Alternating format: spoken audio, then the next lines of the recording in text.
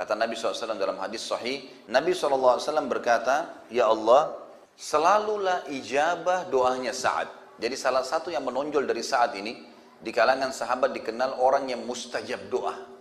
Bahkan para sahabat sangat takut kalau punya masalah dengan Sa'ad. Karena apa saja dia bilang, "Ya Allah, lakukan ini," tiba-tiba langsung terjadi.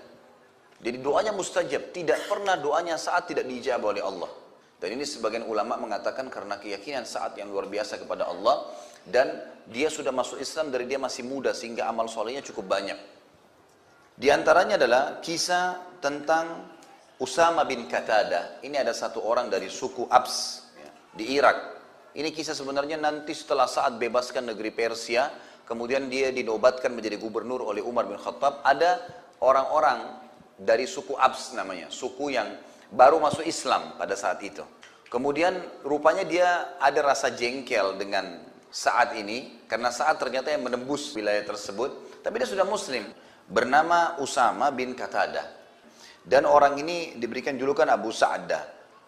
Jadi sempat suratnya sampai ke Umar bin Khattab, tapi tidak dijelaskan siapa, cuma mengatasnamakan seluruh masyarakat Irak. Umar bin Khattab pun akhirnya melihat surat tersebut. Umar ini cirinya radhiyallahu anhu, kalau terlihat ada satu pimpinannya yang dikeluhkan dan sudah banyak masyarakat yang menyampaikan keluhan, maka yang paling pertama dia mencopot dulu orang itu, digantikan dengan orang yang dianggap tidak punya masalah, baru kemudian Umar bin Khattab menyelesaikan urusannya. Karena zaman dulu tidak ada komunikasi kayak kita, nggak ada pesawat bisa cepat datang. Zaman dulu tuh antara Irak dengan Madinah itu bisa jaraknya 2 minggu baru sampai. Maka Umar pun akhirnya mencopot Sa'ad radhiyallahu anhu, ditarik ke Madinah. Lalu keluhannya di situ adalah, sesungguhnya wahai Amir Mu'minin, Sa'ad ini tidak memperbaiki sholatnya. Sholatnya tidak benar nih. Maka Umar pun memanggil saya lalu berkata, "Wahai Sa'ad, apa benar? Kamu ini sholat nggak benar?" Kata Sa'ad, "Wahai Umar, engkau mengetahui benar siapa saya. Sama-sama kita masuk Islam di Mekah. Bahkan saya lebih dulu masuk Islam daripada kamu. Saya adalah orang yang mengikuti sholat Nabi SAW. Sebagaimana Nabi SAW di 2 rakaat pertama sering membaca lebih panjang daripada 2 rakaat terakhir di Isya, di duhur, di asar. Begitu pula dengan 2 rakaat pertama maghrib dan 1 rakaat terakhirnya. Itu yang awal-awal rakaat pertama kemudian pasti lebih panjang daripada rakaat ketiga dan rakaat keempat. Dan saya sudah mengamalkan itu. Semuanya seperti dengan Nabi SAW. Jadi tidak ada yang perlu diragukan. Maka kata Umar, "Kamu pasti benar wahai Abu Ishaq. Nggak mungkin kamu salah." Lalu Umar pun mengutus orang-orang untuk mendatangi seluruh wilayah Irak. Waktu itu didatangin.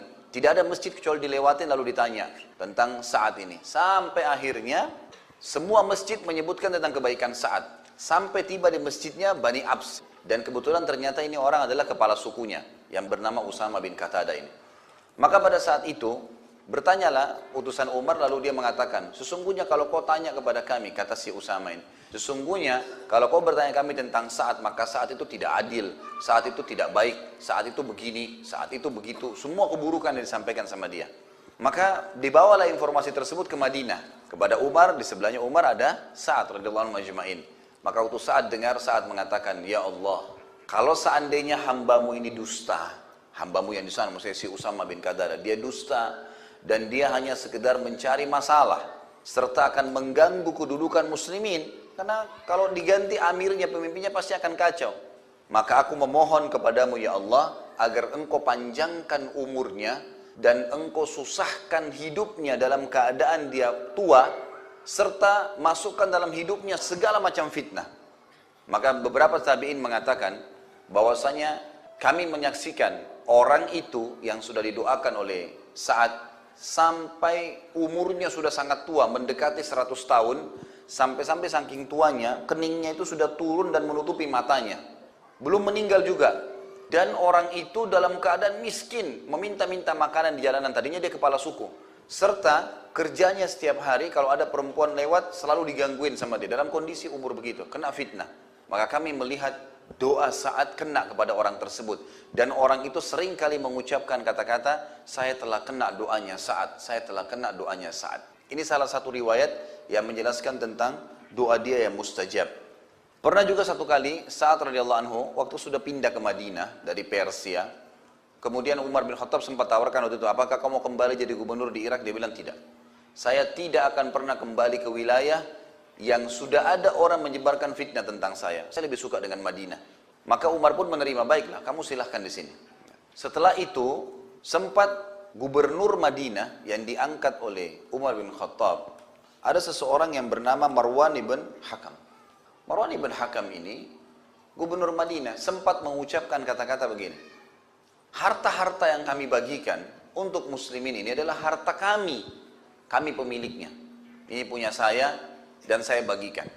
Saat waktu dengar itu, saat merasa orang ini sudah merasa harta muslimin adalah hartanya dia, tiba-tiba dia datangin istananya, seperti kita kalau sekarang mungkin kantor gubernurannya didatang, lalu saat mengatakan, wahai Marwan, apa kau mau saya berdoa untukmu? Karena sudah ditahu, kalau dia berdoa mustajab. Marwan tiba-tiba dalam riwayat ini dikatakan loncat dari singgasananya mengatakan, wahai Abu Ishaq, tolong jangan berdoa. Memang ini hartanya Allah, bukan harta kami. Gitu. Jadi itu contoh, karena orang-orang tahu, tersebar berita pada saat itu. Kisah yang lain, kisah dia dengan Umar bin Khattab. Umar pun khawatir dengan doanya Sa'ad.